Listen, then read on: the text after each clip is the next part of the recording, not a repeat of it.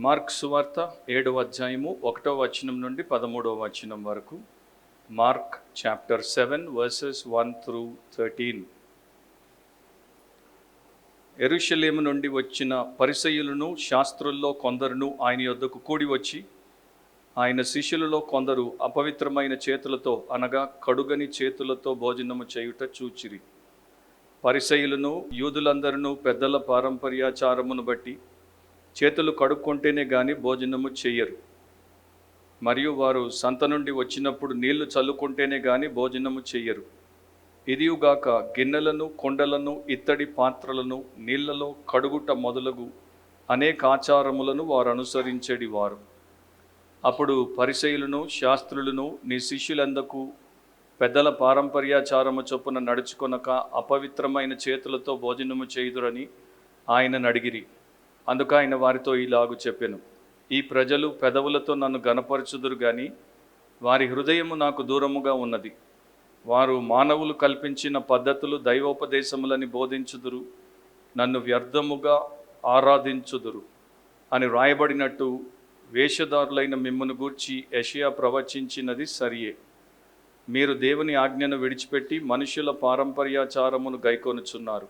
మరియు ఆయన, మీరు మీ పారంపర్యాచారమును గైకొనుటకు దేవుని ఆజ్ఞను బొత్తిగా నిరాకరించుదురు. నీ తల్లిదండ్రులను ఘనపరచవలననియు తండ్రినైనను తల్లినైనను దూషించు వానికి మరణశిక్ష విధింపవలననియు మోషే చెప్పెను కదా. అయినను మీరు ఒకడు తన తండ్రినైనను తల్లినైనను చూచి, నా వలన నీకు ప్రయోజనమగునది ఏదో అది కోర్బాను అనగా దేవార్పితమని చెప్పిన ఎడల, తన తండ్రికైనను తల్లికైనను వానిని ఏమీ చెయ్యనీయక మీరు నియమించిన మీ పారంపర్యాచారము వలన దేవుని వాక్యమును నిరర్ధకము చేయుదురు. ఇటువంటివి అనేకములు మీరు చేయుదురని చెప్పాను. ప్రేమ స్వరూపుడైన మా దేవా, మీ పరిశుద్ధ సంఘముతో మీరు సజీవుడిగా ఈ సమయంలో సార్వభౌముడిగా ఉన్నారు, మా మధ్య సంచరిస్తున్నారు. ఇప్పుడు మీ సత్యవాక్యమును మీరు మాకు బోధించి మా జీవితంలో మీ చిత్తమును మీ కార్యమును జరిగించమని, ఆటంకములన్నింటినీ దూరపరిచి మీరే ఘనత మహిమా ప్రభావములు పొందుకోమని యేసు ప్రభు శ్రేష్ఠ నామమున అడిగి ప్రార్థిస్తున్నాం తండ్రి, ఆమేన్. కూర్చోండి. దేవుడి వాక్యమును భయముతో భక్తితో వినండి, శ్రద్ధతో ఆసక్తితో వినండి. మీ హృదయం తెరిచి, మీ కన్నులు తెరిచి, మీ బైబిల్ తెరిచి వినండి. సో మార్క్ సువార్త 7వ అధ్యాయము మొదటి 13 వచనాలు. మన టైటిల్ ఏంటంటే Jesus counters tradition with the truth. Jesus counters tradition with the truth. యేసు ఆచారమును సత్యముతో ఎదుర్కొనెను. యేసు ఆచారమును సత్యముతో ఎదుర్కొనెను. ఇది gospel according to Mark part 32, 32వ భాగము. సో మనం చదివినటువంటి భాగంలో మనకి ఒక ఘర్షణ కనబడుతుంది. యేసుక్రీస్తు ప్రభువుకి పరిసయ్యులు అండ్ శాస్త్రులకి మధ్యలో. ఒకవైపున వారు మానవ ఆచారమును లేకపోతే మనుష్య పారంపర్యాచారమును పెద్దదిగా చేసి దానికోసం పోరాడతారు. మరొక వైపున యేసు ప్రభు దేవుని యొక్క వాక్యమును, దేవుని ఆజ్ఞను వారి ఎదుట పెట్టి దాని కొరకు పోరాడతాడు. వీరేమో బహిరంగ అభ్యాసముల కొరకు ప్రయాసపడేటువంటి వారు, ఆయనేమో అంతరంగంలో ఉండాల్సినటువంటి భక్తి విషయమై బోధించేవాడు. వీరిదేమో ఉపరితలపు మత ఛాందసత్వము, సూపర్ఫిషియాలిటీతో కూడుకున్నటువంటి రిలీజియాసిటీ. ఆయనదేమో ట్రూ స్పిరిచువాలిటీ, నిత్యమైన నిజమైన ఆత్మీయత. సో ఒకవైపున మనకి రిలీజియస్ లీడర్స్ ఉన్నారు, మత నాయకులు ఉన్నారు. ఇంకొక వైపున రియల్ రెడీమర్ ఉన్నాడు, నిజమైనటువంటి విమోచకుడు ఉన్నాడు. వీరిద్దరి మధ్యలో ఒక యుద్ధము, వీరిద్దరి మధ్యలో ఒక ఘర్షణ నిరంతరము జరగడం మనం చూసాం. సో ఇక్కడ వారు వచ్చేసి యేసు ప్రభువుని ప్రశ్నించినప్పుడు ఆయన నేరుగా వారి యొక్క ప్రశ్నకి జవాబు ఇవ్వడు. కానీ వారి మనసులో ఉన్నటువంటి ఉద్దేశము, వారి యొక్క ఆచరణ ఏదైతే ఉందో, దేన్ని వారు పవిత్రము అపవిత్రము, ప్యూర్ ఇంప్యూర్ అని అంటున్నారో దాన్ని దైవికంగా వాక్యానుసారంగా ఆయన సరిచేస్తాడు. సరిచేసి వారి నోర్లు మూయిస్తాడు. సో దాన్ని మనము ఈ యొక్క 13 వచనాల్లో చూస్తాం. 2 భాగాలుగా చూస్తాం. రాసుకునేటువంటి వారు పాయింట్స్ రాసుకోవచ్చు. మొదటి 5 వచనాల్లో the tradition of the hypocrites, the tradition of the hypocrites, వేషధారుల యొక్క ఆచారము లేక వారు పాటించేటువంటి సాంప్రదాయం. మొదటి వచనం, యెరూషలేము నుండి వచ్చిన పరిసయ్యులను శాస్త్రుల్లో కొందరును ఆయన యొద్దకు కూడి వచ్చి. సో మార్కు మనకు ఎక్కువ వివరాలు ఇవ్వడు. మార్కు నేరుగా చెప్పాల్సినటువంటి అంశాన్ని చెప్తాడు. మరొకసారి యెరూషలేము నుండి పరిసయ్యులు అండ్ శాస్త్రుల్లో కొంతమంది యేసుప్రభు ఉన్నటువంటి ప్రాంతానికి వచ్చాడు. ఇక్కడ యేసుప్రభు ఏ స్థలంలో ఉన్నాడో దాని వివరం కూడా మార్కు ఇవ్వట్లేదు. సో వారు ఎందుకు వచ్చారు, ఏ ఉద్దేశంతో వచ్చారు అనేది కూడా మనకి చెప్పట్లేదు. ఎందుకంటే ఈ పాటికి మార్కు సువార్తలో మనము 6 అధ్యాయాల్లో నేర్చుకున్నటువంటి విషయములను బట్టి వారి యొక్క వ్యక్తిత్వం ఏంటి, ఉద్దేశం ఏంటి అనేది మనము ఈజీగా తెలుసుకోగలం. వీరికి యేసుక్రీస్తుకి మధ్యలో ఉన్నటువంటి ప్రధానమైనటువంటి పోటీ లేకపోతే యుద్ధం ఏంటంటే, వీరు నమ్మినట్టు ఆయన నమ్మడు, వీరు నడిచినట్టు ఆయన నడవడు, వీరు బోధించేటువంటి విషయాలకు భిన్నంగా వ్యతిరేకంగా ఆయన పారమార్థిక సత్యములను బోధిస్తాడు. సో భక్తికి సంబంధించినటువంటి విషయాల్లో ఇద్దరికి వేరు వేరు అవగాహన ఉంది. అండ్ ఇద్దరు కూడా మాది గొప్ప అనేటువంటి ప్రయాసంలో కనబడతారు. కాకపోతే వీరందరూ వ్యర్థమైన భక్తిని అనుసరిస్తున్నారు అనేది మనకి తర్వాత తెలిసి వస్తుంది. న్యూ టెస్టమెంట్లో ఈ ఫారసీస్, స్క్రైబ్స్ అండ్ సాడ్యూసీస్ కూడా కొన్నిసార్లు వీళ్ళు యేసు వ్యతిరేకులు. వీరి పూర్ణ హృదయంతో యేసుక్రీస్తును వ్యతిరేకించినటువంటి వారు. ఎందుకు వ్యతిరేకిస్తారు అన్నదానికి కూడా దేవుడి వాక్యంలో కొన్ని కారణాలు ఇవ్వబడ్డాయి. ఒకటి, ఆయన నేను దేవుడను, దేవుని కుమారుడను అని ప్రకటిస్తున్నాడు గనుక అది దైవదూషణగా వీరు ఎంచుతారు, అందుకని వ్యతిరేకత. రెండవది, వీరు ఆచరించేటువంటి విశ్రాంతి దినాలు, ఉపవాసాలు, నీళ్లతో కడుక్కోవడాలు ఆయన అనుసరించడు, ఆచరించడు, వాటిని తప్పుబడతాడు గనుక. మూడవది, వీరు ఎవరితో అయితే సహవాసము చేయరో ఆ సుంకర్లతో, ఆ యొక్క పాపులతో, వేశ్యలతో ఆయన సహవాసము చేస్తాడు గనుక. నాలుగవది, ఈయన యొక్క ప్రభావము వీరి ప్రభావాన్ని తొలగించేస్తోంది. అండ్ వీరి దృష్టిలో ఈయన ప్రభావము చెడు ప్రభావం. సో వీరి యొక్క దేశమును, సమాజమును ఆయన వచ్చి చెడగొడుతున్నాడు అన్నది వీరి యొక్క ఉద్దేశం. సో ఈ ప్రకారము ఆయన వీరికి అంతవరకు సాఫీగా వారికి తిరుగు లేకుండా జరిగిపోతున్నటువంటి ఆ మత సామ్రాజ్యానికి ఈయన అడ్డంకుగా వచ్చాడు, దాన్ని కూలగొడుతున్నాడు అని ఈయనని అడ్డు తొలగించుకోవాలనుకున్నారు.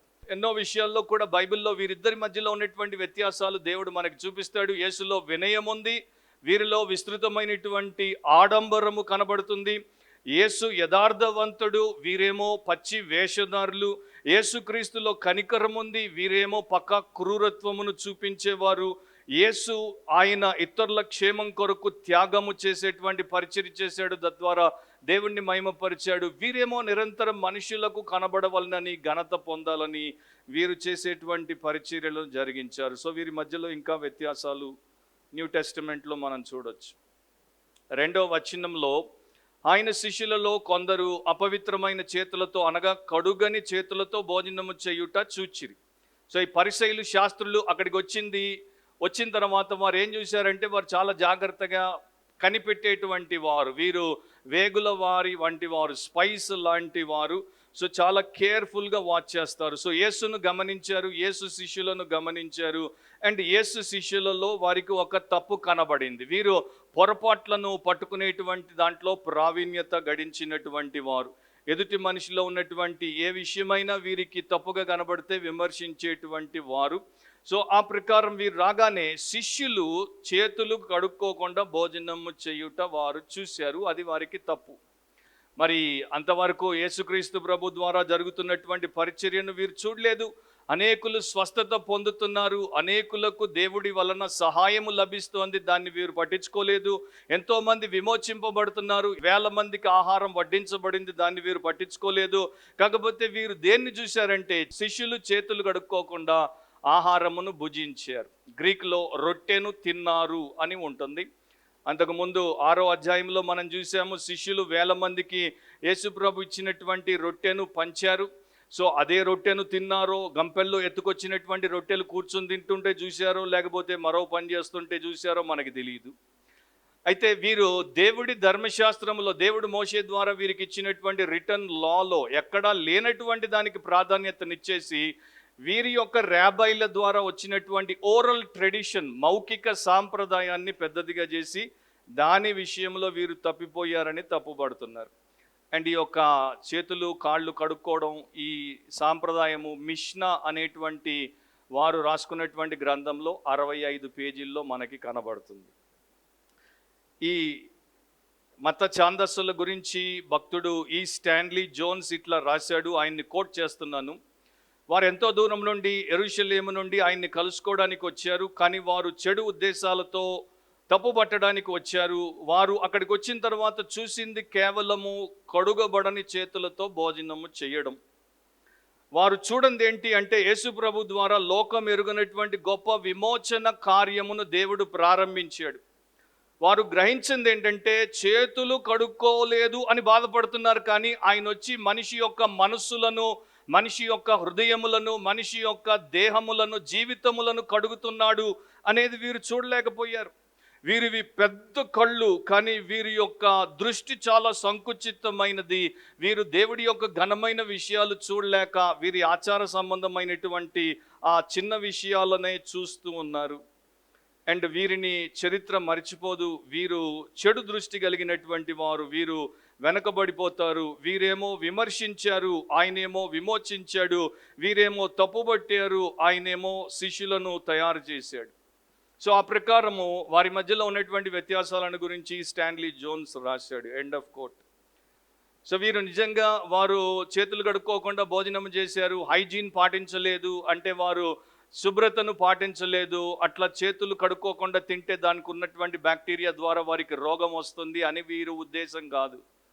వీరి ఉద్దేశము రిచువల్ క్లెన్సింగ్, అంటే సాంప్రదాయమైనటువంటి శుద్ధీకరణ ఆచారాన్ని వీరు పాటించలేదు, శుభ్రతను పాటించలేదు అన్నది కాదు. సో దాని ప్రకారం వీరు అపవిత్రమైన చేతులతో తిన్నారు. అది తప్పు. 3-4 వచనాలు మీరు గమనిస్తే, పరిసయ్యులను యూదులందరూ పెద్దల పారంపర్యాచారమును బట్టి చేతులు కడుక్కుంటేనే కానీ భోజనము చెయ్యరు. మరియు వారు సంత నుండి వచ్చినప్పుడు నీళ్లు చల్లుకుంటేనే కానీ భోజనము చెయ్యరు. ఇదియుగాక గిన్నెలను, కుండలను, ఇత్తడి పాత్రలను, పాత మ్యానుస్క్రిప్ట్స్లో మంచములను అని కూడా ఉంటుంది. మీరు కింద తెలుగులో ఇత్తడి పాత్రలను మీద వన్ననుంది, దాంట్లో చూస్తే మీకు కనపడుతుంది. నీళ్ళలో కడుగుట మొదలగు అనేక ఆచారములను వారు అనుసరించేది వారు. సో ఇక్కడ మనకి ఏం కనబడుతుందంటే, దేవుడు చెప్పిన దాన్ని వీరు చేయట్లేదు. శిష్యులు చేతులు కడుక్కోకుండా భోజనము చేయుట దేవుడి యొక్క రాయబడినటువంటి ఆజ్ఞను ఉల్లంఘించుట కానే కాదు. ఎందుకంటే అట్లాంటి ఆచారం ఎక్కడ దేవుడి వాక్యంలో దేవుడు రాయించలేదు. కాకపోతే మీరు నిర్గమకాండం 30వ అధ్యాయం 19వ వచనాన్ని చూస్తే, ఎక్సడస్ 30:19లో యాజకులు దేవుడి యొక్క మందిరములోనికి ప్రవేశించక మునుపు ఏం చేయాలో వారికి చెప్పాడు. యాజకులకు మాత్రమే చెప్పాడు. ఆ నీళ్లతో అహరోనును అతని కుమారులను తమ చేతులను కాళ్లను కడుగుకొనవలెను. సో ప్రీస్ట్స్ చేతులు కాళ్ళు కడుక్కొని దేవుడి సన్నిధానంలోనికి ప్రవేశించాలి. తర్వాత ఏం జరిగిందంటే, ఈ యొక్క పాలస్తీనా ఇస్రాయేల్ని వదిలి వేరే దేశాలకు వెళ్ళిపోయినటువంటి ప్రవాస యూదులు ఈ యాజకులు మాత్రమే పాటించేటువంటి ఆచారాన్ని వారు కూడా తీసేసుకున్నారు. సో ఉదయమే వీరు లేచి, వీరు ప్రార్థన చేయక మునుపు చేతులు కడుక్కునేవారు, కాళ్ళు కడుక్కునేవారు, తర్వాత ప్రార్థన చేసేవారు. అండ్ ఈ ఆచారము కాలక్రమేణా పెరుగుతూ వచ్చింది. యేసు ప్రభు కన్నా ముందు 2nd century BCలో ఇది ఇంకా చాలా ప్రాచుర్యమును గడించింది. చాలామంది, అందరూ కాదు కానీ చాలామంది దాన్ని చేసేవారు. సో అట్లా వారు చేతులు కడుక్కునేటప్పుడు ఒక ప్రార్థన కూడా రాసుకున్నారు, దాన్ని కూడా వారు చేసేవారు. దాన్ని తెలుగులో చెప్తున్నాను. ధన్యుడవైన ఓ మా ప్రభువా, విశ్వానికి నీవే రాజువు, నీవు నీ యొక్క ఆజ్ఞల ద్వారా మమ్మల్ని పరిశుద్ధపరుస్తావు, కనుకనే నీవు మాకు చేతులు కడుక్కోమని ఆజ్ఞనిచ్చావు. అది ఎక్కడ మీకు కనపడదు. దేవుడు చెప్పలేదు, మోషే రాయలేదు. దేవుడు మోషే ద్వారా ఇచ్చిన తోరా గ్రంథంలో ఎక్కడ కనపడదు. సో దీని గురించి ఇక్కడ గ్రీక్లో ఉన్నటువంటి కొన్ని 2 పదాలు బేసికలీ, వాటిని బట్టి ఒక చిన్న ట్రాన్స్లేషన్ డిఫరెన్స్ మనకు కనబడుతుంది. మీరు అక్కడ చేతులు కడుక్కోవడం గురించి 3వ వచనంలో గమనించారు. కాకపోతే ఒక ఇంగ్లీష్ వర్షన్లో ఎట్లా ఉంటుందంటే, do not eat unless they thoroughly wash their hands. ఇంకో దాంట్లో ప్రాపర్లీ వాష్ దేర్ హ్యాండ్స్. ఇంకో దాంట్లో ఆఫ్టెన్, లేకపోతే కేజేవి దాన్ని ఆఫ్ట్ అంది, OFT, ఆఫ్ట్ wash their hands. So ఈ ప్రకారము వచ్చింది. కానీ అక్కడ వాడబడినటువంటి గ్రీకు పదము పుగ్మే అంటే ఫిస్ట్, పిడికిలి అని దాని యొక్క అర్థం. సో మార్క్ పిడికిలిని కడుక్కుంటే తప్ప భోజనము చెయ్యరు అని చెప్తుంటే అందరికీ అర్థం అవ్వట్లేదు. కనుక దాన్ని పిడికిలి కడుక్కోకుండా భోజనం చేయడం ఏంటి అని చెప్పి దాన్ని మరి కొంతమంది రిస్ట్ వరకు అంటే మణికట్టు వరకు కడుక్కోకుండా అని అనువదించారు. మిగతా కొంతమంది ఏం చేశారంటే పిడికిలి అంటే ఇక్కడ ఈ వచ్చిన భాగంలో అది సరిగ్గా ఫిట్ అవ్వట్లేదు కనుక దాన్ని పుగ్మే అయి ఉండకపోవచ్చు, శాస్త్రులు చేసినటువంటి స్క్రైబల్ ఎర్రర్ పొరపాటు అయి ఉండొచ్చు, అది పుక్నా అయి ఉండాలి. ఒకటే ఒక చిన్న వ్యత్యాసం పుగ్మేకి పుక్నాకి. పుక్నా అంటే తరచు, ఆఫ్టన్. సో తరచు అనేటువంటి పదాన్ని ఇక్కడ పెట్టేస్తే అది చేతులు తరచు కడుక్కుంటారు కనుక, తరచు తింటారు కనుక అది ఫిట్ అయిపోతుందని దాన్ని పెట్టారు. కానీ గ్రీక్లో మార్క్ పుగ్మే వాడాడు, పుక్నా వాడలేదు. ఎందుకంటే యూదుల యొక్క సాంప్రదాయం ప్రకారము వారు చేతులు కడుక్కోవడాన్ని అప్పుడున్నట్టు ఇప్పుడు లేదు. మీరు పోయి గూగుల్లో జూయిష్ హ్యాండ్ వాషింగ్ సెరమనీ చూస్తే రకరకాల వీడియోలు మీకు కనపడతాయి. మరి వారికి స్పెషల్ వెసల్స్ ఉంటాయి, మగ్గులు, 2 మరి హ్యాండిల్స్ ఉంటాయి. దాన్ని రైట్ హ్యాండ్తో తీసుకుంటారు, మరి లెఫ్ట్ హ్యాండ్ని రైట్ హ్యాండ్ని వారు రకరకాలుగా ఇట్లా కానీ లేకపోతే ఇట్లా కానీ మడిచి కానీ మడవక కానీ కడుక్కుంటారు ఇక్కడ దాకా. అండ్ నిజంగా వారు కడిగితే అయ్యో మనం కడిగినట్టు కనీసం 10% కూడా వీళ్ళు కడగట్లేదు కదా అని మనకు అనిపిస్తుంది. ఎందుకంటే మనం చాలా రుద్ది ఇట్లా కడుక్కుంటాం. మనం తినడానికి శుభ్రంగా వండుకోవడానికి కడుక్కుంటున్నాం, కానీ వాళ్ళు ఆచారములాగా కడుగుతున్నారు. సో దీని మీద 3 సార్లు, దీని మీద 3 సార్లు, దీని మీద అట్లా వేసి వారు చేసేవారు. సో అది ఇప్పటి పద్ధతి. కానీ అప్పుడు వారు ఏం చేసేవారంటే ఫిస్ట్ ఇట్లా పిడికిలి బిగించిన తర్వాత దీని మీద నీళ్లు పోస్తే ఈ నీళ్లు ఇక్కడ నుండి తడిసి ఇక్కడ దాకా ఎల్బో దాకా వచ్చేవి, తర్వాత పోస్తే ఇక్కడ దాకా వచ్చేవి. సో ఇట్లా వారు ఒక్కసారి తడిపిన తర్వాత దాన్ని ఇట్లా కిందికి 2 సార్లు అనేవారు. సో 3 సార్లు ఇట్లా వారు చేసేసి వారి చేతులు కడుక్కునేవారు. ఇంకా కొంతమంది అయితే నేరుగా దాన్ని ఇక్కడ దాకా ఆ యొక్క పాత్రలో నీటిలో ముంచేసేవారు. దాంట్లో కూడా చేతులు కడుక్కోవడంలో కూడా డిఫరెన్సెస్ ఉన్నాయి. మనకెన్నో డినామినేషన్స్ ఉన్నట్టు హ్యాండ్ వాషింగ్లో కూడా మనము ఒకటి కాదు. సో రాబైలు తర్వాత ఏం చేశారంటే దీనిని చాలా పెద్దదిగా చేసేసారు. చేతులు కడుక్కోకపోవడం ఒక నేరం అన్నారు. వారు రాసినటువంటి పుస్తకాల్లో ఎవడైనా యూదుడు చేతులు కడుక్కోకుండా తిన్నాడు అంటే వాడు పంది మాంసాన్ని తిన్నంత పెద్ద పాపము చేసినట్టు అన్నారు. ఎవడైనా చేతులు కడుక్కోవడం నిర్లక్ష్యం చేస్తే వాడు ఇక్కడ శిక్షించబడాలి, తర్వాత శిక్షించబడాలి అని రాశారు. వాడు ఈ లోకంలో నాశనం చేయబడాలి, ఎందుకంటే వాడు 10 ఆజ్ఞలకు సంబంధించినటువంటి రహస్యం ఏదైతే చేతులు కడుక్కోవడంలో ఉందో దాన్ని వాడు గైకొనట్లేదు, వాడు మరణానికి పాత్రుడు, అందుకని వాడిని చంపాలి అన్నారు. ఇంకా నానా రకాలుగా వారు రాశారు. సో ఇంతకీ వీరు ఎందుకు చేతులు కడుక్కుంటున్నారు? కొంతమంది ఉద్దేశము అట్లా చేతులు కడిగినప్పుడు ఆ ప్రార్థన చేసినప్పుడు వారి ఉద్దేశం ఏంటంటే, దేవా ఇదిగో మేము మా చేతులు ఏవైతే మా చేష్టలకు సాదృశ్యమో ఈ చేతులు అపవిత్రమైనవి కావు, మా బ్రతుకులు అపవిత్రమైనవి కావు, మేము పరిశుద్ధమైనటువంటి వారము నిన్ను సమీపించగలము, మేము నీతో సంబంధమును కలిగిన వారం అని చెప్పేసి దానికి రుజువుగా. అండ్ రెండవది వారి యొక్క ప్రార్థన చేయాలన్నా తోరా స్టడీ చేయాలన్నా మేము పవిత్రపరచబడ్డ వారం అని చెప్పి చూపించడానికి చేతులు కడిగేవారు. తర్వాత కాలంలో ఇంకా 3 విశ్వాసపు బోధనలు వచ్చాయి. ఒకటేంటంటే ప్రతి రాత్రి ఒక యూదుడు పడుకొని నిద్రపోతున్నప్పుడు ఆయన చేతుల మీద షిప్త అనేటువంటి ఒక దయ్యం వచ్చి కూర్చుంటుంది.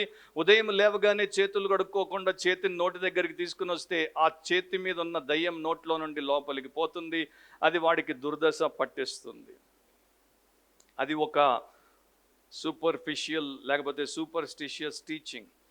ప్రముఖ రాబై అకీబా అనేటువంటి రాబైని వారు తీసుకెళ్లి జైల్లో పెట్టినప్పుడు ఆయనకి కొంత నీరే ఇచ్చేవారు. సో ఆయన ఎదుట ఒక సవాల్ ఉంది, ఈ నీటిని తాగాలా చేతులు కడుక్కోవాలా? ఆయన నీటిని ఇటు 2 చేతులు కడుక్కునేవాడు, నీటిని తాగేవాడు కాదు. ఆయన ఏమన్నాడంటే, నేను నీరు తాగి ఆ యొక్క ఆచారాన్ని గైకొనకుండా పాపిగా ఉండే కన్నా నేను చేతులు కడుక్కొని నీరు తాగకుండా దాహంతో చచ్చిపోతాను. ఎంత స్ట్రాంగ్ ట్రెడిషన్ కదా, హ్యూమన్ ట్రెడిషన్ ఎంత స్ట్రాంగో మనందరికీ బాగా తెలుసు. ఎందుకంటే మనం ఇంకా మానవ కట్టుబాట్లు, మానవ సాంప్రదాయాలు, మానవ ఆచారాలు, మానవ ఈ యొక్క విషయాల్లోనే కట్టుబడి ఉంటాం. సో మోషేకి సీనాయి పర్వతం మీద దేవుడు ధర్మశాస్త్రాన్ని ఇచ్చాడు. తర్వాత దేవుడి యొక్క ధర్మశాస్త్రాన్ని మోషే పోతూ పోతూ యెహోషువకి ఇచ్చాడు. యెహోషువ ధర్మశాస్త్రాన్ని తీసి పెద్దలకు ఇచ్చాడు. పెద్దలు దాన్ని ప్రవక్తలకు ఇచ్చారు.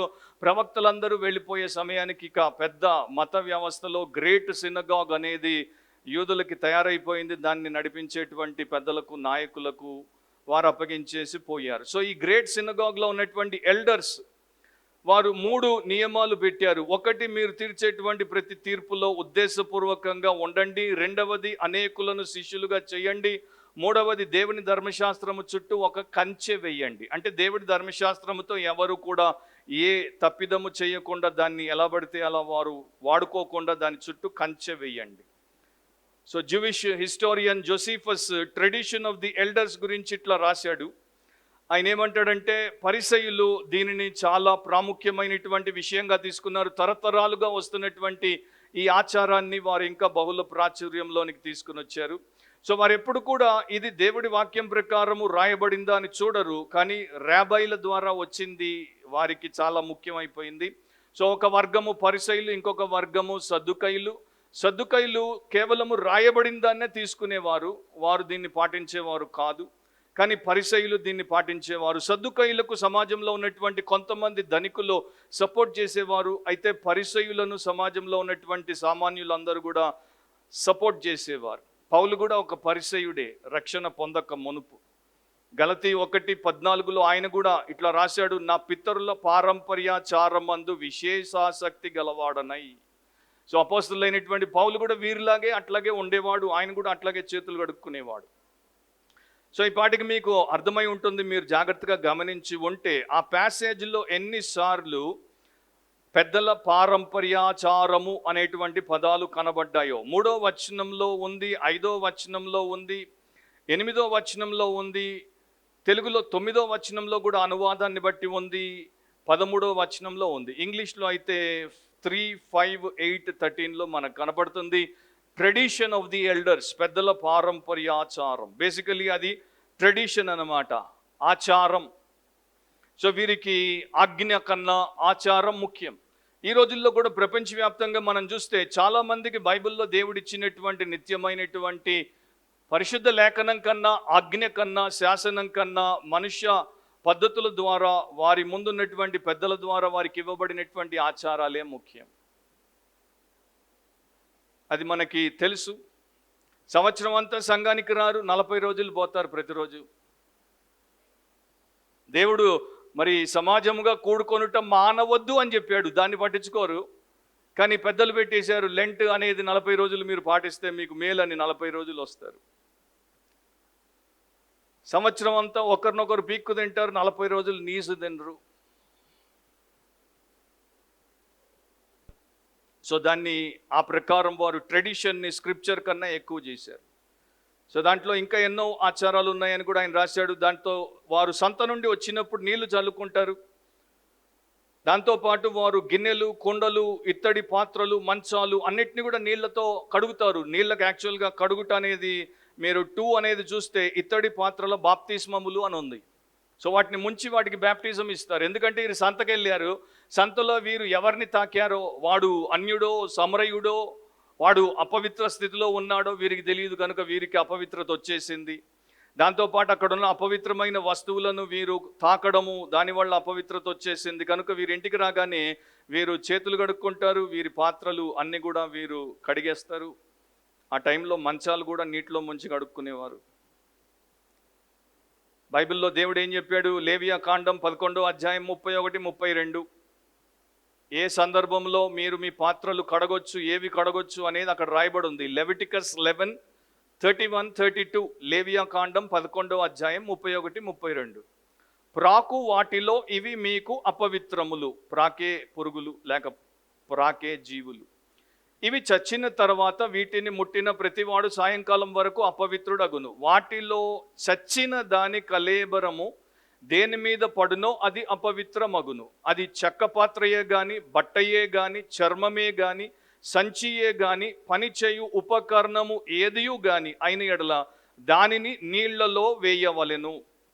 అది సాయంకాలం వరకు అపవిత్రమై ఉండును, తరువాత అది పవిత్రమగును.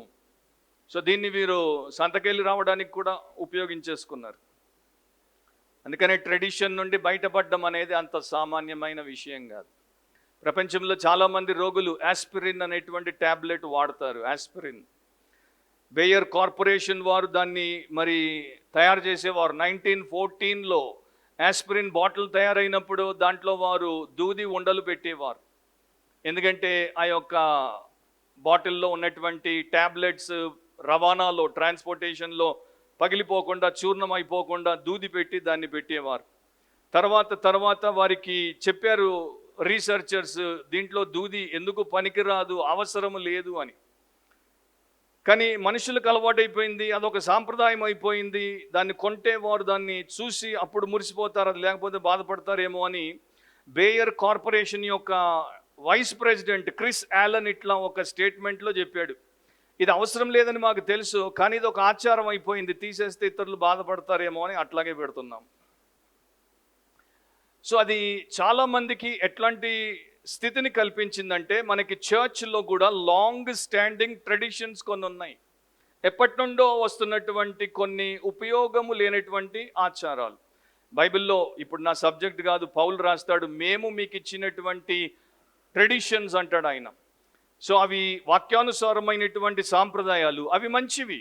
కొన్ని అట్లాంటి biblical traditions, scriptural traditions which were handed over by the అపాసల్స్ to the church, అవి మంచివి. అవి చాలా తక్కువ, వాటికి సపోర్ట్ స్క్రిప్చర్, వాక్యం వాటికి ఆధారం. కానీ ఇక్కడ మాట్లాడేది పరిసయ్యులకు దేవుడి ఆజ్ఞను వారు నిరర్ధకం చేసేటువంటి దుర్మార్గులు కనుక వారికి అసలు సపోర్ట్ లేదు. అట్లాంటి చెడు ఆచారాలు, అర్థం పర్థం లేనటువంటి ఆచారాలు, ఇవి మనుషులకు హెల్ప్ చేయవు, ఇవి మనుషులను హిండర్ చేస్తాయి, వారిని వారి యొక్క దారిలో దేవుడితో నడవకుండా అడ్డుకుంటాయి. సో దేవుడు ఏం కోరుతున్నాడు? ఆచారబద్ధత కాదు, ఆత్మీయతను కోరుతున్నాడు. ఇది మనం గుర్తుపెట్టుకోవాలి. God is not seeking for tradition. He doesn't want traditional Christians, he wants spiritual Christians. Traditional Christians ఈస్టర్కి, తర్వాత మరి గుడ్ ఫ్రైడేకి అండ్ క్రిస్మస్కి 3 సార్లు తప్పకుండా వారు ఎక్కడున్నా సరే చర్చ్కి వెళ్తారు. కానీ స్పిరిచువల్ క్రిస్టియన్స్కి అవి 3 ఏమి స్పెషల్ కాదు, ఎవ్రీ సండే స్పెషల్ వారికి. ఎందుకంటే every Sunday they are going and meeting their beloved saviour. వారి దేవుణ్ణి, వారి రక్షకుడిని ప్రతి వారం వారు ఎదుర్కొని కలుసుకుంటున్నారు.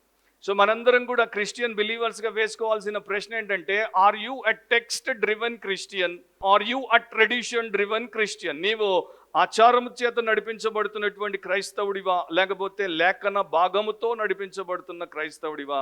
ఆ రెండింటి మధ్యలో వ్యత్యాసం చాలా పెద్దగా ఉంది. 5వ వచనాన్ని గమనించండి. అప్పుడు పరిసయ్యులను శాస్త్రులను, నీ శిష్యులు ఎందుకు పెద్దల పారంపర్యాచారము చొప్పున నడుచుకొనక అపవిత్రమైన చేతులతో భోజనము చేయుదురని ఆయన అడిగిరి. యేసుప్రభు నీకు లేక దొరికాడు, ఆయనతో మాట్లాడే అవకాశం వచ్చింది, ఆయన అడగాల్సింది ఇదా?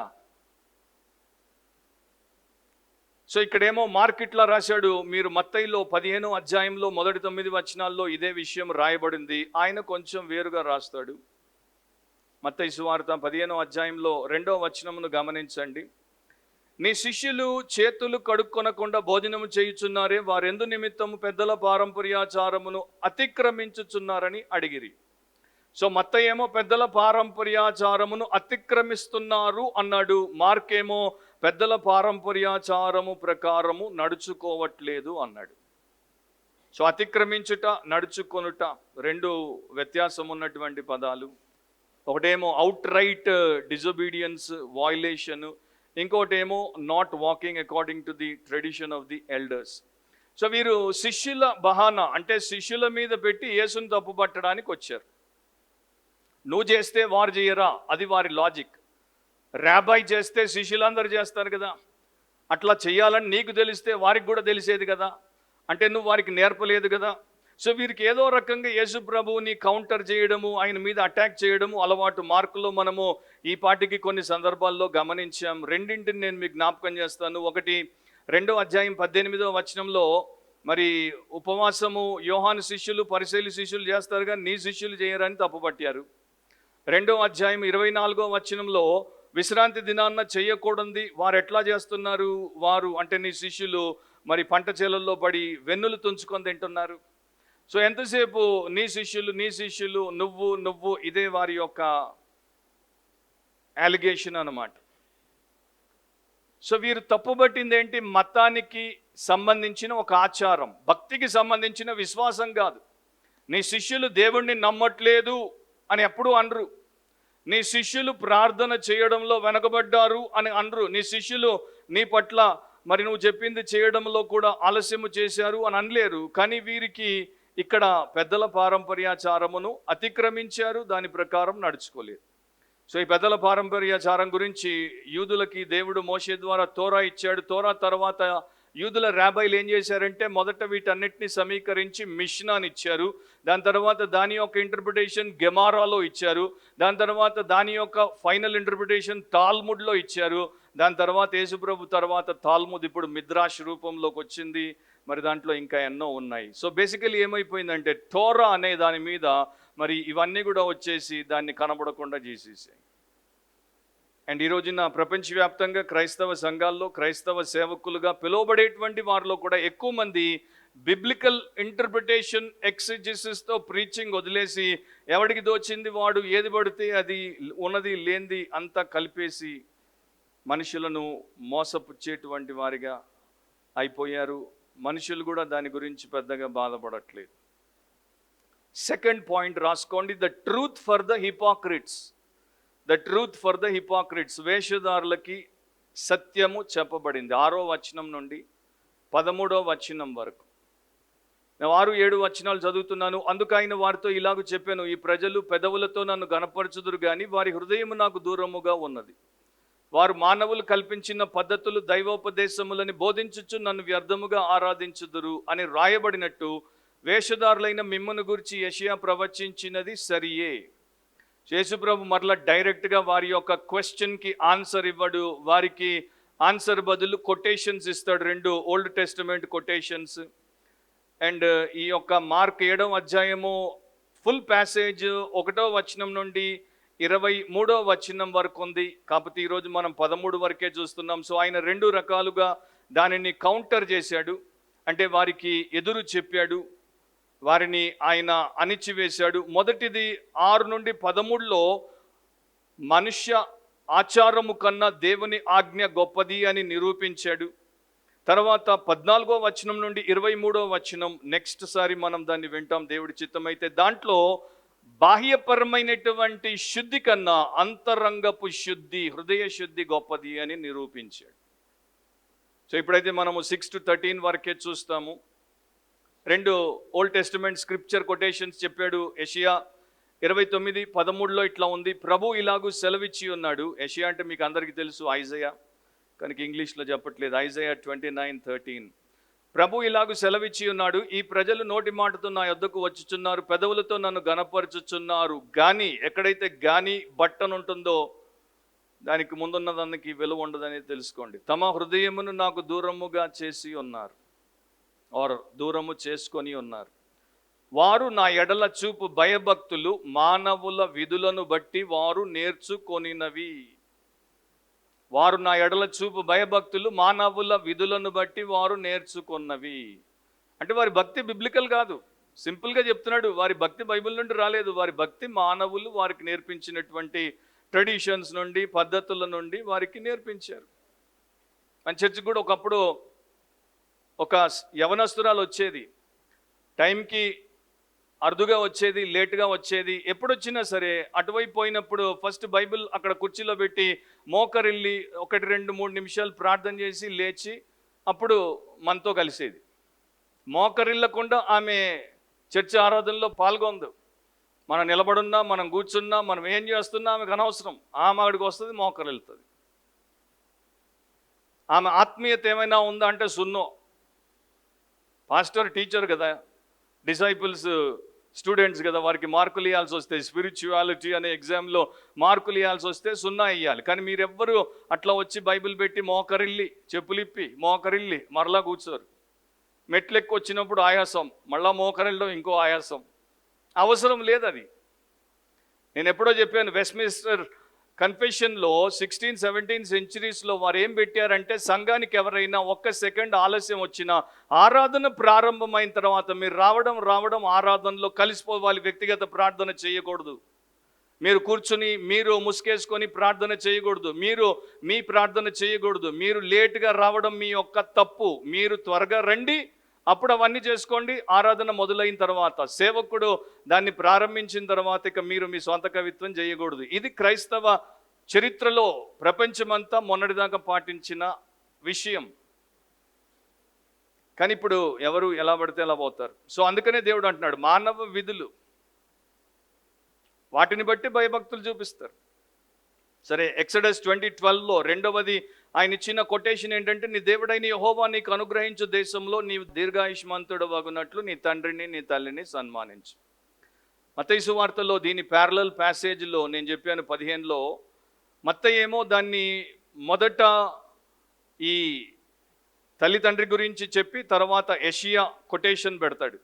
మార్క్ అట్లా కాదు, మార్క్ దాన్ని రివర్స్ చేశాడు. మొదట యెషయా కొటేషన్ పెట్టి తర్వాత తల్లిదండ్రుల విషయంలో బాధ్యతను గురించి ఆయన ఇక్కడ దాన్ని చూపిస్తున్నాడు. ఎట్లా తీసుకున్నా పర్వాలేదు, అక్కడ రెండు ఉన్నాయి, ఒకటి లా, ఇంకొకటి ప్రాఫిట్స్. నిర్గమాకాండమేమో ధర్మశాస్త్రము, యెషయా ఏమో ప్రవక్త.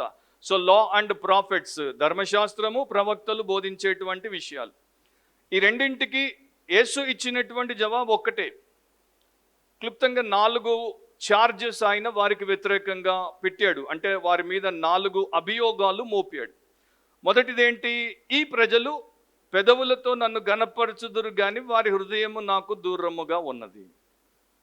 మనందరికీ తెలుసు మన దేవుడు ఎట్లాంటి వాడంటే, పైవేషాన్ని మనిషి చూస్తాడు కానీ దేవుడు ఏం చూస్తాడు? హృదయాన్ని చూస్తాడు. సో ఇక్కడ ఏముందంటే పైవేషపు ప్రదర్శన ఉంది అండ్ హృదయంలో ఉన్నటువంటి నిజస్థితి ఉంది.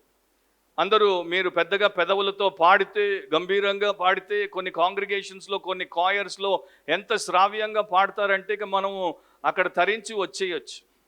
కానీ వారు పాడుతున్నప్పుడు, అంత గొప్పగా వారు ప్రదర్శన చేస్తున్నప్పుడు వారి హృదయం ఒకవేళ దేవుడికి ఎంతో దూరంగా ఉందనుకోండి, మనకి వారి యొక్క పర్ఫార్మెన్స్ గ్రేట్గా అనిపించింది, సూదింగ్గా అనిపించింది, మనం మెల్లగా అట్లా పరలోకము దాకా పోయి కిందికి వచ్చేసాం, ఇంక ఈ లోకంలో బతకాలి కనుక. కానీ దేవుడు అంటున్నాడు, వాళ్ళు అసలు నా దగ్గరికే రాలేదు. దట్స్ అన్ యాక్ట్, అదొక పర్ఫార్మెన్స్. పెదవులతో నన్ను గనపరచుదురు కానీ వారి హృదయం నాకు దూరంగా ఉంది. సో వీరు పదాలైతే పలుకుతున్నారు కానీ వీరి యొక్క ప్రవర్తన దైవికంగా లేదు, భక్తి అనేది వారిలో లేదు. వీరికి ఎక్స్టర్నల్ రిలీజన్ ఉంది, బాహ్యపరమైనటువంటి మత ఆచారం ఉంది కానీ ఆంతరంగికమైనటువంటి ఆత్మీయత వారిలో మనకి కనబడట్లేదు. సో పరిసయ్యులు ఎప్పుడు కూడా ఎక్స్టర్నల్ యాక్ట్స్కే ఇంపార్టెన్స్ ఇస్తారు, అంటే పైన కనపడే వాటికి ప్రాముఖ్యతనిస్తారు, అంతరంగంలో ఏమై ఉన్నారు అన్నదాన్ని పట్టించుకోరు. ఎందుకు అంటే మనము ఒకటి చేస్తే మనకు ఒక రకమైనటువంటి సాటిస్ఫాక్షన్ అనమాట. మీరు కూర్చుని మనసు పెట్టకపోయినా బైబిల్ అట్లా తిప్పేసి 2 అధ్యాయాలు చదివేస్తే మీకు ఒక సాటిస్ఫాక్షన్ వచ్చేసింది. మీరు మోకరిల్లో కుర్చీలో కూర్చొనో నిలబడో ఒక 15 నిమిషాలు ప్రార్థన చేస్తే మీకు సాటిస్ఫాక్షన్ వచ్చేసింది. బైబిల్ చదివేసా, ప్రార్థన చేసేసా. ఒక సండే మీరు చర్చికి వచ్చి ఏదో రకంగా వచ్చి వెళ్ళిపోతే చర్చికి వెళ్ళి వచ్చేసా. ఇదంతా కూడా యాక్ట్స్ అనమాట. ఇవన్నీ బాహ్యపరంగా చేసేటువంటి ఎక్స్టర్నల్ ఎక్సర్సైజెస్. ఇవి మనకి తృప్తినిస్తున్నాయి, మనము చేయాల్సింది చేసేసాం. కానీ దేవుడు అంటున్నాడు ఫెయిల్డ్ ఫెయిల్డ్ ఫెయిల్డ్. బైబిల్ చదివినప్పుడు మనసు పెట్టి నా మాట వినలేదు, ప్రార్థన చేసినప్పుడు హృదయంతో నాకు మొర్ర పెట్టలేదు, నా సంఘానికి వచ్చినప్పుడు నన్ను దర్శించుకోలేదు, ఎందుకంటే హృదయం దూరంగా ఉంది. వారి యొక్క లైఫ్ అంతా ఎక్కడుందంటే లిప్స్లో ఉంది, అంటే లిప్స్లో వారికి లైఫ్ లేదు. పెదవుల మీదే వారు బతుకుతారు, అంటే పెదవుల్లో వారికి జీవం లేదు. అండ్ వారి పెదవులు ఏమి పలుకుతున్నాయో అదే వారు నిజంగా జీవించట్లేదు. ప్రార్థనలు అంటారు పరిశుద్ధ పరిశుద్ధ పరిశుద్ధ ప్రభువా, పరిశుద్ధ పరిశుద్ధ పరిశుద్ధ ప్రభు అని పాడతారు. వారమంతా పాపంలో బతుకుతారు, దాంట్లోనే పొల్లుతారు. సో వారి పెదవులు వారికి వ్యతిరేకంగా సాక్ష్యాలు ఇచ్చేస్తాయి. సో వారిది ఎంటీ టాక్, ఖాళీ మాటలు, ఎంటీ వర్డ్స్, ఖాళీ పదాలు, ఎంటీ ప్రొఫెషన్స్, ఖాళీ ఒప్పుకోళ్ళు, ఎంటీ ప్రామిసెస్, ఖాళీ వాగ్దానాలు, ఎంటీ కవనెంట్స్, ఖాళీ నిబంధనలు, ఎందుకంటే దాంట్లో లైఫ్ లేదు. సో ఇది ఈ యొక్క పరిసయ్యుల యొక్క జీవితం అన్నమాట. సో వారు ఏం చేస్తున్నారంటే దే ఆర్ లివింగ్ ఎ లై, అబద్ధమును వారు బ్రతుకుతున్నారు. ఎందుకంటే వారి జీవితము దేవుడికి ఎప్పుడు సమర్పించబడలేదు. They are not surrendered to God. They are surrounded by this tradition. మన భారతదేశానికి ఒక మిషనరీ వచ్చి సువార్త చెప్పినప్పుడు ఒక చోట కొంతమంది అన్యులు రక్షించబడ్డారు, ఒక హైందవుడు రక్షించబడ్డాడు. ఆ హైందవుడు ఒక రోజున మరి దేవుడి సేవకులతో, సంఘంలో ఉన్నటువంటి కొంతమంది విశ్వాసులతో మాట్లాడుతున్నప్పుడు ఇట్లా అన్నాడు, నేను కొన్ని రోజుల్లో ఒకటి గమనించేశాను. అదేంటంటే మనలో చాలామంది దేవుణ్ణి పొగిడే విషయంలో చాలా గొప్ప గొప్ప పదాలు వాడి పొగుడుతున్నారు. ఓ ఎక్సలెంట్ గాడ్, ఓ శ్రేష్టమైన దేవా, ఓ ఓషన్ ఆఫ్ విజ్డమ్, ఓ మహాసముద్రం అంత జ్ఞానం ఉన్నవాడా, ఓ సీ ఆఫ్ లవ్, ప్రేమ సముద్రమై ఉన్నవాడా, అన్ని పలుకుతున్నారు. కానీ చేష్టల్లో ఇవేవి వారు నాకు చేస్తున్నట్టు అనిపించట్లేదు అని చెప్పి ఒక మార్కెట్ ఫ్రేస్ని వాడాడు. నేను ఇంతవరకు నా బ్రతుకులో ఎవడు కూడా పదాలతో, రూపాయలతో కాకుండా పదాలతో అప్పు తీర్చడం చూడలేదన్నాడు. మీరు అప్పు తీర్చాలంటే పదాలతో తీరుస్తారా, రూపాయలతో తీరుస్తారా? సో దేవుడికి మన పదాలు అవసరం లేదు, మన రూపాయలు కావాలి. సో మనము ఎట్లా ఉన్నామంటే దేవుడికి రుణపడినటువంటి రుణాన్ని మనము పదాలతో తీర్చే ప్రయత్నం చేస్తున్నాం, రూపాయలు ఇవ్వకుండా. ఆ రుణం ఎన్నటికీ తీరదు. ఒక హైందవుడు త్వరలో రక్షించబడగానే తెలుసుకున్నాడు ఈ సత్యాన్ని. సో వీరిది లిప్ సర్వీస్, లైఫ్ సర్వీస్ కాదు. సో మనం ఎంత రిలీజియస్గా ఉన్నా కూడా, చర్చ్ గోయింగ్ అనొచ్చు, బైబిల్ రీడింగ్ అనొచ్చు, కేర్ఫుల్ గివింగ్ అనొచ్చు, టైం టేబుల్తో ప్రేయింగ్ అనొచ్చు, కానీ దేవుడు ఏమంటున్నాడంటే నీ హృదయం ఎక్కడ ఉంది? ఫండమెంటల్ ట్రూత్ ఏంటంటే వేర్ ఈజ్ యువర్ హార్ట్? నీ హృదయం నాకు సమర్పించబడిందా? నా కుమారుడు నీ హృదయం నాకిమ్ము. కొంతమంది ప్రార్థనలు చేస్తుంటారు, తప్పనుకోకండి, విమర్శించట్లేదు, వాస్తవం అని చెప్తున్నాను. ఏమి ఇవ్వగలను ప్రభు? ఏమీ ఇవ్వలేను. బైబిల్ చదవండి, ఏమేమి ఇవ్వాలో చెప్పాడు, ఏమేమి ఇవ్వాలో చెప్పాడు. సజీవ యాగముగా, ఓల్డ్ టెస్టిమెంట్ సామెతల్లో, నా కుమారుడా నీ హృదయాన్ని నాకిమ్ము. సో అన్బిబ్లికల్ ప్రేయర్స్ చేయొద్దు. ఎవరో చేస్తే పెద్దలు పారంపర్యంగా వచ్చేసింది ఆ ప్రార్థన, నేనేమీ ఇవ్వలేను, అదొకటి. డిఎల్ మూడికి ఇంకోటి మండేది, మిక్కిలి వినయముతో అంటే మండేది ఆయనకి. వీడు మిక్కిలి వినయం అనగానే వీడు మిక్కిలి గర్వంతో ప్రార్థన చేశాడు. మూడి అన్న మాటలు ఇవి. సో బిబ్లికల్గా మనము ఆలోచించాలి. అందుకనే యెషయాలో ఆయన చెప్పాడు, మనుషులు నేర్పించినటువంటి వాటితో వీరు భయభక్తులు చూపిస్తున్నారు, అది నాకు నచ్చట్లేదని. సో నా హృదయం దేవుడితో ఉందా? నా హృదయం దేవుడి ప్రజలతో ఉందా? నా హృదయం స్వచ్ఛంగా ఉందా? నా హృదయం సమర్పించబడి ఉందా? నా హృదయంలో చేదు ఉందా? నా హృదయంలో గర్వం ఉందా? నా హృదయంలో పగ ఉందా? నేను వేషధారినా? వీళ్ళందరూ కూడా వేషధారులు. దాని గురించి కూడా చెప్తాడు ఆయన. రెండవది, వారు నన్ను వ్యర్థముగా ఆరాధించుదురు అని రాయబడినట్లు. సో వీళ్ళ ఆరాధన వ్యర్థం అయిపోయింది, వేస్టెడ్ వర్షిప్ అన్నమాట ఇది. ఈ యొక్క విమర్శకులు, యేసు యొక్క విమర్శకుల యొక్క డాక్ట్రిన్లో లోపం ఉంది కనుక వర్షిప్లో లోపం వచ్చేసింది. ఎప్పుడైనా గుర్తుపెట్టుకోండి, డాక్ట్రిన్ ఎందుకు ఇంపార్టెంట్, బోధ ఎందుకు ఇంపార్టెంట్? అపోస్తలుల బోధ ప్రకారము ఆది సంఘము విడువక కట్టుబడి దానికి అంకితమై బ్రతికింది. ఎందుకంటే డాక్ట్రిన్ మనకి రైట్ గాడ్ని తెలియజేస్తుంది. డాక్ట్రిన్ లేకపోతే మనం రాంగ్ గాడ్స్కి వర్షిప్ని ఇచ్చేసేటువంటి వారం అయిపోతాం. అండ్ వీళ్ళ సమస్య ఏంటంటే రైట్ గాడే ఉన్నాడు జెరూసలేంలో, కానీ వీళ్ళది రాంగ్ డాక్ట్రిన్ కనుక రాంగ్ వర్షిప్ చేస్తుంటే రైట్ గాడ్ రాంగ్ వర్షిప్ని యాక్సెప్ట్ చేయడు. సో అందుకని వీరి యొక్క ఆరాధన వ్యర్థం, వెయిన్ వర్షిప్ అంటున్నాడు. In vein do they worship మీ, వారు నన్ను వ్యర్థముగా ఆరాధిస్తున్నారు. వ్యర్థము అంటే pointless, lifeless, empty, useless. So ఏమీ లేనటువంటి ఖాళీ. సో ఒకసారి మనం ఈ ఉదయం మనల్ని మనం ప్రశ్నించుకుందాం, మన ఆరాధన వ్యర్థమైపోతుందా? ఇంత కష్టపడి లేస్తున్నాం, ఇంత కష్టపడి తయారవుతున్నాం, ఇంత కష్టపడి ఖర్చు పెట్టి ఇక్కడికి వస్తున్నాం, దేవుడికి ఆరాధన చేస్తున్నాం, దేవుడు అంగీకరిస్తున్నాడా? బైబిల్లో పాత కొత్త నిబంధనలో ఆయన చెప్పింది ఏంటంటే నీ పూర్ణ హృదయంతో, స్టార్ట్ ఎప్పుడు అక్కడే అవుతుంది, నీ పూర్ణ హృదయంతో, నీ పూర్ణ ఆత్మతో, నీ పూర్ణ మనసుతో, నీ పూర్ణ బలముతో నీ దేవుడగు యెహోవాను ప్రేమించుట. రెండవది ఏంటి? దాని వల్లే ఉన్నటువంటి రెండవది ఏంటి? నిన్ను వలె నీ పొరుగువాన్ని ప్రేమించుట. అది నిజమైన ఆరాధన. సో వీళ్ళు ఆ రెండు చేయరు.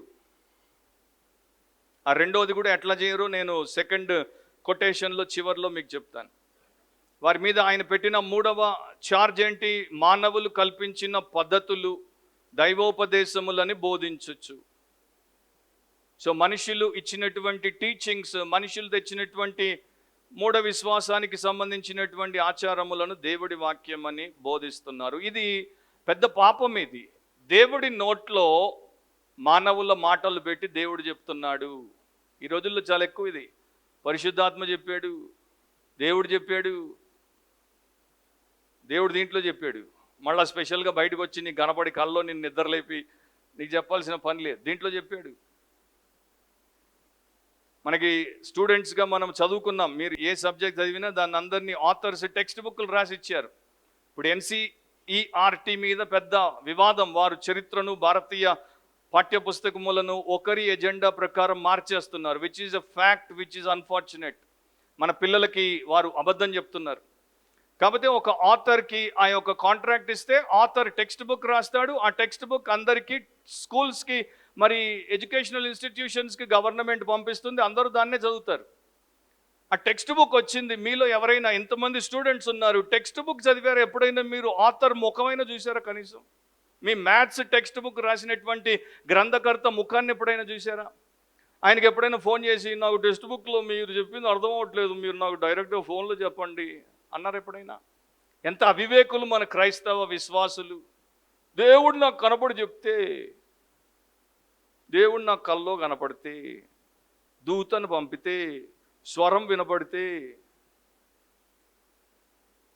మానవులు కల్పించిన పద్ధతులు ఎవరో కొంతమంది దాన్ని పనికిరాని వాళ్ళు బాగా ప్రమోట్ చేసేసారు. అందరి బుర్రల్లోకి దాన్ని వేసేసారు. అందరూ దాని ప్రకారమే పోతున్నారు. నాకు ఇంకా మీరు ఆన్సర్ చెప్పలా. మీ టెక్స్ట్ బుక్ల ఆథర్లని ఎవరైనా చూశారా? వారితో ఎవరైనా మాట్లాడారా? నాకు తెలుసు, నా హిస్టరీ టెక్స్ట్ బుక్లు రాసినటువంటి కొందరు ఆథర్లు, నేను వారిని చూశాను, వారిని విన్నాను వీడియోలో. నేను వారితో మాట్లాడలేదు, కానీ వారెవరో నాకు తెలుసు. అది అవసరం లేదని చెప్తున్నాను. అంత కష్టం మనకు అవసరం లేదు. సో దేవుడి వాక్యం మనకి చాలు. కానీ వీరు అట్లా పోవట్లేదు. 4వ ఛార్జ్ ఏం పెట్టాడు? వేషధారులైన మిమ్మల్ని గూర్చి యెషయా ప్రవచించినది సరియే. తన ప్రవక్త నోట నుండి పలికించబడినటువంటి సత్యమును దేవుడు ఎండోర్స్ చేస్తున్నాడు. మీరు వేషధారులు, మీ గురించి ప్రవక్త అయిన యెషయా చెప్పింది, ప్రవచించింది కరెక్ట్ అంటున్నాడు. సో నా ప్రియ సహోదరి సహోదరులారా, ఈ ఉదయము మనం ఎట్లా ఉన్నాం ఆలోచిద్దాం. వేషధారులు అన్నది ఎన్నోసార్లు వింటుంటాం కనుక అక్కడ నేను ఎక్కువ టైం స్పెండ్ చేయను. బాగా వేషం వేసేవారు, వేషం వేసేటువంటి నటుడు, యాక్టర్ మరి ఏం చేస్తాడంటే తాను కాని మరొక పాత్రను పోషిస్తాడు. సో ఆయన ఆ యొక్క పాత్రను పోషిస్తున్నాడు. ఆ పాత్ర ఆయన వేరు. సో వేషధారులు అంటే వారు కాని దాన్ని వారు ఇతరులకి చూపిస్తున్నారు. అది పచ్చి మోసం, అది నటన, అది మరి గొర్రె చర్మము కప్పుకున్నటువంటి తోడేలు వంటి రకం అన్నమాట. ఒక రాబై ఇట్లా అన్నాడు వారి యొక్క యూదుల గురించే, ముఖ్యంగా పరిసయ్యుల గురించి. ఆయన నిజాయితీపరుడైనటువంటి రాబై. ఆయన ఏమన్నాడంటే, యూదా మతంలో ఎంత వేషధారణ ఉందంటే, ప్రపంచంలో ఒకవేళ 10 భాగాలు వేషధారణ ఉంటే దాంట్లో 9 భాగాలు యెరూషలేంలోనే బతుకుతున్నాయి అన్నాడు.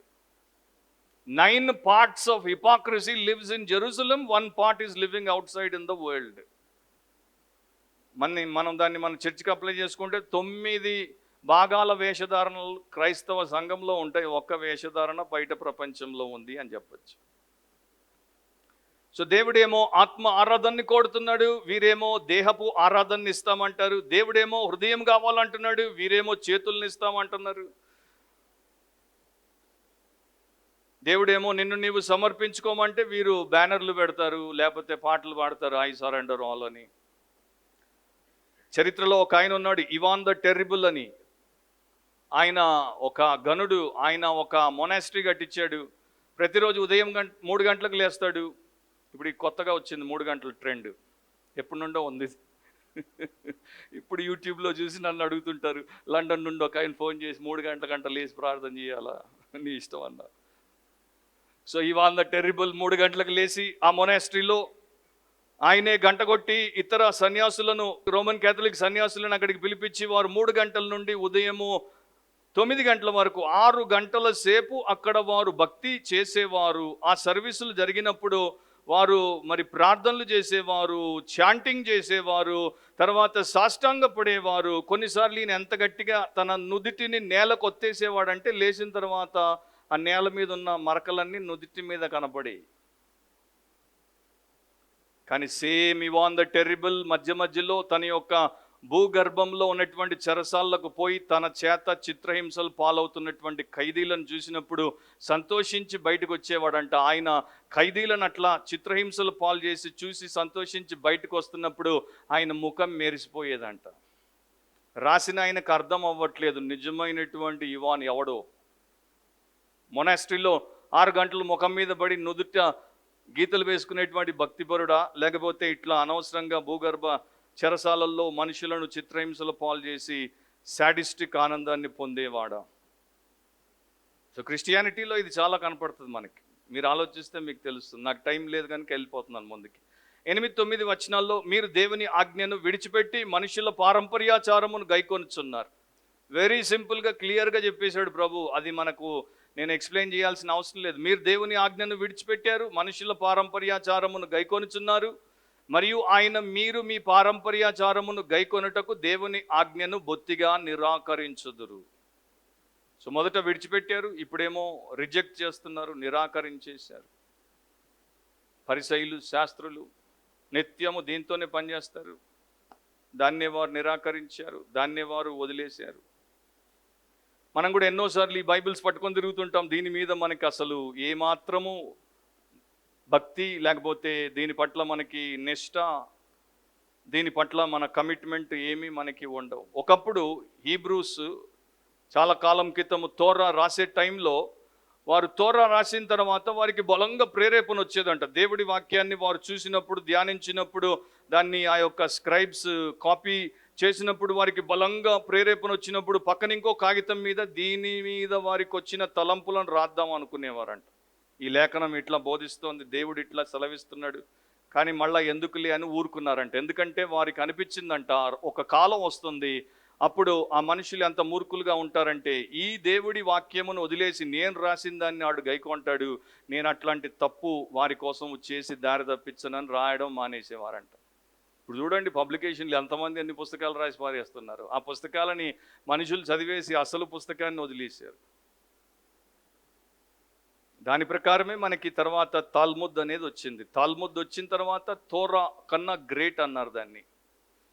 నిజం చెప్పాలంటే వారు ఏమన్నారంటే నువ్వు దేవుడి వాక్యాన్ని ఉల్లంఘిస్తే నో ప్రాబ్లం, కానీ ఈ యొక్క తాల్ముద్లో ఉన్నటువంటి పదాలు ఉల్లంఘిస్తే నీకు శిక్ష. రాబై యొక్క మాట దేవుని మాట కన్నా గొప్పది అని నానా రకాలుగా వారు మరి దేవుడి వాక్యాన్ని విసర్జించేశారు. 10-13 విల్ ఎండ్. ఇది సెకండ్ కొటేషన్. యేసుప్రభు చెప్తున్నాడు. అండ్ వారి తప్పును ఆయన ఎట్లా బయట పెడతాడు, ఎట్లా ఎక్స్పోజ్ చేస్తాడో చూడండి. చేతులు కడుక్కోకుండా మీరు భోజనం చేయడం తప్పని నా శిష్యుల మీద వేలెత్తి చూపించారు. ఇప్పుడు దేవుడి వాక్యం చెప్పిన దాన్ని మీరు ఎట్లా ఉల్లంఘించారో నేను మీకు చూపిస్తానని చెప్పి నీ తల్లిదండ్రులను గణపరచవలననియు తండ్రినైనను తల్లినైనను దూషించు వానికి మరణశిక్ష విధించవలననియు మోషే చెప్పాను కదా. మోషే అంటే వారు ఏమీ అనలేరు, మోషేను వారు కాదనలేరు, ఎందుకంటే మోషేనే వారికి మహానాయకుడు. అయినను మీరు ఒకడు తన తండ్రినైనను తల్లినైనను చూచి నా వలన నీకు ప్రయోజనమగున్నది ఏదో అది కోర్బాను. ఇది ఒక హీబ్రూ పదము. కోర్బాన్ అంటే అనగా దేవార్పితమని చెప్పిన ఎడల, గివింగ్ లేకపోతే డెడికేటెడ్ టు గాడ్, దేవుడికి అంకితము చేయబడిన అని దాని అర్థం. తన తండ్రికైనను తల్లికైనను వానిని ఏమీయూ చెయ్యనీయక మీరు నియమించిన మీ పారంపర్యాచారము వలన దేవుని వాక్యమును నిరర్ధకము చేయుదురు, ఇటువంటివి అనేకములు మీరు చేయుదురని చెప్పాను. సో బేసికలీ ఆయన ఆ యొక్క సమాజంలో వారు తెచ్చినటువంటి ఒక ఓరల్ ట్రెడిషన్, మౌఖిక సాంప్రదాయంలో ఉన్నటువంటి ఒక పెద్ద నేరమును పాపమును ఎత్తి చూపించాడు. దేవుడు మోషే ద్వారా ఏం చెప్పాడు? తల్లిని తండ్రిని సన్మానించాలి. రకరకాలుగా చేయాలని బైబిల్ చెప్తోంది, మనం చేయాలి. ముఖ్యంగా చివరి దశలో వారు వృద్ధాప్యంలోకి వచ్చిన తర్వాత, వారు అనారోగ్యంలోనికి వచ్చినప్పుడు, వారికి ఆర్థిక పరిస్థితి సరిగ్గా లేనప్పుడు కుమారుడి బాధ్యత, ముఖ్యంగా యూదులకి కుమారుడు ముఖ్యం, కుమార్తె ఉంటే కుమార్తె, వారి బాధ్యత ఏంటంటే వారి ఆరోగ్యానికి కావలసినటువంటి ధనాన్ని ఇవ్వాలి. వారికి ఉండడానికి ఇల్లు లేకపోతే వారికి అట్లాంటి ఇల్లును మరి అద్దెకి తీసుకునో లేకపోతే కొనో పెట్టి వారిని దాంట్లో ఉంచాలి. అది కుమారుడి బాధ్యత. సో ఈ పరిసయ్యులు శాస్త్రులు ఏం చేశారంటే ఒక కోర్బాన్ అనేటువంటి నియమాన్ని పెట్టేశారు. ఒకవేళ ఒక యూదుడు తన తండ్రికి తల్లికి ఇంత ఖర్చు పెట్టాలనుకున్నాడు, కానీ అదే టైంలో వాడు ఆ ఖర్చును వారి మీద ఖర్చు పెట్టకుండా ఇది దైవార్పితం, ఇది కోర్బాన్ అంటే వాడు తల్లిదండ్రుల బాధ్యత నుండి విడుదలైపోయాడు. ఇక దేవుడి ఆజ్ఞ వానికి వ్యతిరేకంగా పనిచేయదు. సో వాడు అటు తల్లిదండ్రులను సన్మానించకుండానే వారికి ఏమి ఇవ్వకుండానే వాడు దేవుడికి ఇచ్చేశాడు కనుక ఇది అంగీకరించబడుతుంది. అసలు కిటికీ ఇక్కడ ఉంది. వాడు తీసుకుని వచ్చి దాన్ని వారి చేతుల్లో పెట్టినా పెట్టకపోయినా, మందిరానికి ఇచ్చినా ఇవ్వకపోయినా, వాడు దైవార్పితం అని చెప్పి వాడి జేబులో వాడి పెట్టెలో లేకపోతే వాడు పోయి ఎక్కడో బిజినెస్లో పెట్టుబడి పెట్టినా నో ప్రాబ్లం. సో వీళ్ళు ఓరల్ ట్రెడిషన్ని, బిబ్లికల్ ట్రూత్ని ఎట్లా కొట్టేస్తున్నారో చూడండి. దేవుడు దాన్ని పాపం అని చెప్పాడు. కొంతమంది ఇట్లా కూడా ఉంటారు, వారు వారి యొక్క కానుకలను తీసి వారి దగ్గరే పెట్టుకుంటారు, ఇతరులకు ఇవ్వరు. అట్లాంటి కేసు కూడా నాకు తెలుసు. ఆయన వైఫే నాకు చెప్పింది, ఇన్ని లక్షలు కూడా పెట్టాడు ఎవరికి ఇవ్వడు అని. దాన్ని ఇన్వెస్ట్ చేస్తుంటాడు. ప్లాట్ కొన్నాడు, అది ఇంకా కొంచెం ఎక్కువ రేట్ వస్తే దేవుడికి ఇద్దాం, అది ఇంకా కొంచెం ఎక్కువ వస్తే దేవుడికి ఇద్దాం. ఈలోపు ఈయనైనా పోతాడు, దేవుడైనా వస్తాడు. సో కుమారుడికి నేను తల్లికి తండ్రికి ఇవ్వాల్సింది చెయ్యాల్సింది చెయ్యకుండా దైవార్పితం అన్నాను అనేటువంటి తృప్తినిచ్చేస్తున్నారు. అండ్ కొన్నిసార్లు అట్లా పెట్టినటువంటి వారు వాడి దగ్గర దాన్ని వసూలు చేసేస్తారు. సో ఇటువైనా అటువైనా వీరిద్దరు కలిసి దేవుడి యొక్క ఆజ్ఞను గైకొనట్లేదు. అండ్ యేసుప్రభు ఏమంటాడు, మెనీ సచ్ లైక్ థింగ్స్ ఈ డూ, అట్లాంటివి అనేకములు మీరు చేయుదురు. సో ముగిద్దాం నా ప్రియ సహోదరి సహోదర, మనము ఆచార బద్ధతలో బతుకుతున్నామా, నిజమైన ఆత్మీయతను కలిగి ఉన్నామా? ఎందుకంటే ట్రెడిషన్ అనేది ట్రూత్ ముందు నిలవలేదు. ఫ్లోరెన్స్లో, ఇటలీలో ఒక ఫిలాసఫర్ ఉండేవాడు. ఆ రోజుల్లో బాగా యుద్ధం జరిగేది గలీలియో అరిస్టాటిల్ మధ్యలో. అరిస్టాటిల్ది ఓల్డ్ ఫిలాసఫీ, అరిస్టాటిల్ సిద్ధాంతానికి భిన్నంగా అరిస్టాటిల్ది కేవలము కాన్సెప్చువల్, అంటే ఆయన మేధస్సు నుండి వచ్చిన దాన్ని ఆయన చెప్పాడు. గలీలియో కాన్సెప్చువల్ కాదు, ఎక్స్పీరియన్షియల్, అంటే అనుభవపూర్వకంగా పరిశోధనలు చేసి చెప్పిన సత్యం. సో ఇద్దరి మధ్యలో యుద్ధం జరిగేది. సో ఫ్లోరెన్స్లో ఉన్నటువంటి ఫిలాసఫర్కి వారు చెప్పారు, గలీలియో యొక్క ఆ టెలిస్కోప్ ద్వారా ఒక్కసారి అంతరిక్షంలోనికి చూడండి అని. ఆయన చూడడానికి ముందుకు వచ్చేవాడు కాదు. ఎందుకంటే ఆయన భయం ఏంటంటే, ఒకవేళ నేను గలీలియో టెలిస్కోప్ ద్వారా పైకి చూస్తే అరిస్టాటిల్ చెప్పింది అబద్ధం అని తెలిసిపోద్ది, అప్పుడు నేను ఇరుకున పడిపోతాను, కనుక నేను చూడను. సో ఈ రోజున చాలామంది బైబిల్ ఎందుకు చదవరంటే, దేవుడి వాక్యం నేను తెలుసుకుంటే ఇప్పుడు దాకా నేను పాటించిన ఆచారాలు నేను పాటించలేనిక. సంవత్సరానికి ఒకసారి మా పెద్దలు ఎక్కడో చచ్చిపోయి పాతి పెట్టబడ్డారు, ఆ సమాధులు చూడడానికి శుభ్రం చేసి పూలు క్యాండిల్లు పెట్టడానికి నేను వెళ్ళలేనిక. అట్లాంటివి ఎన్నో ఉన్నాయి, టైం లేదు కనుక చెప్పట్లేదు. సో వాటిలోనే బతికి పరిసయ్యుల్లాగా నరక ప్రాయుల్లాగా పోతామా, లేకపోతే దేవుడి యొక్క వాక్యంలో సత్యాన్ని తెలుసుకొని వాటిని విడిచిపెట్టేస్తామా? అది మనం చేసుకోవాల్సినటువంటి నిర్ణయం. యేసు శిష్యులం అవుదామా, లేకపోతే యేసుకు వ్యతిరేకులముగానే బతికిపోదామా? ఆయన అందరి కోసం ప్రాణం పెట్టాడు, అందరి కోసం రక్తం కార్చాడు, అందరి కోసం ఆయన శిలువ విమోచన కార్యాన్ని పరిసమాప్తం చేశాడు, అందరికీ ఆయన ఆహ్వానాన్ని ఇచ్చాడు. మరి నీవు ఆయన యందు విశ్వాసం ఉంచావా? నీ పాపం ఒప్పుకొని విడిచిపెట్టావా? ఆయన తిరిగి లేచాడు, ఆయన చనిపోయి సమాధిలో అట్లా ఉండిపోలేదు, తిరిగి లేచాడు, తిరిగి రాబోతున్నాడు. ఆయన తీర్పు తీరుస్తాడు. సో ఆ తీర్పులోనికి మనం రాకుండా ఉండాలంటే ఇప్పుడే క్రీస్తు యేసునందు విశ్వాసం ఉంచి పాప క్షమాపణ పొంది రక్షించబడాలి. అండ్ ఇప్పటిదాకా మనం పాటించిన ఆచారములన్నింటినీ మన పెంపకంలో, మన పెద్దల ద్వారా, మన చుట్టూ ఉన్న సమాజంలో, మన సంఘాల్లో మనకి నేర్పినవన్నీ వదిలేద్దాం. కేవలం దీన్ని ఫ్రెష్గా మొదటి నుండి చదువుకుంటూ దీని ప్రకారం పోదాం. అదే మన దీవెన.